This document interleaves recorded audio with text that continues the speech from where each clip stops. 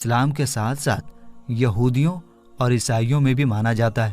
اور ان کو بہت زیادہ رسپیکٹ دی جاتی ہے۔ اس لیے جب ختنہ کرنا ابراہیم علیہ السلام کی سنت ہے تو اب اسلام کے ساتھ ساتھ یہودیوں میں بھی اس کا وجود پایا ہی جاتا ہے۔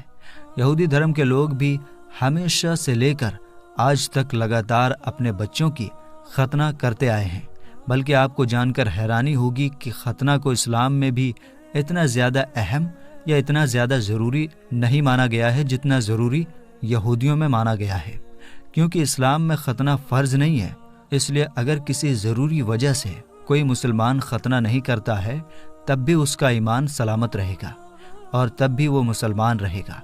لیکن یہودیوں میں تو ہر حال میں ختنہ ضروری ہی مانا گیا ہے، اس لیے ہر یہودی انسان آپ کو ختنہ کیا ہوا ہی ملے گا۔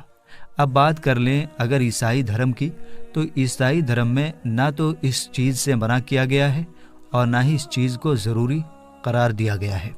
یعنی انسان کی مرضی ہے، وہ چاہے تو کرے یا نہ کرے۔ مگر اب کیونکہ وقت کے ساتھ ہی ختنہ کے بہت سارے میڈیکل فائدے ثابت ہو چکے ہیں، تو اس لیے عیسائیوں کا بھی ایک بڑا گروپ ختنہ کراتا ہے۔ یہودیوں، مسلمانوں اور عیسائیوں کے کچھ چھوٹے گروپس کے علاوہ ہماری دنیا میں ایسے بہت سارے غیر مسلم دیش بھی ہیں، جیسے کہ امریکہ، آسٹریلیا اور اس جیسی کچھ یورپین کنٹریز بھی ہیں، جہاں کی ایک بڑی آبادی آج کے زمانے میں بڑھ چڑھ کر ختنہ کروا رہی ہے۔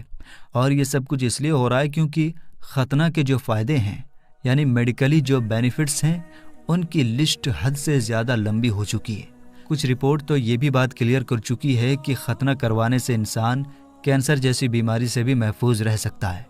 دوستو، عرب کے علاقے میں آخری پیغمبر یعنی حضرت محمد مصطفیٰ صلی اللہ تعالیٰ علیہ وسلم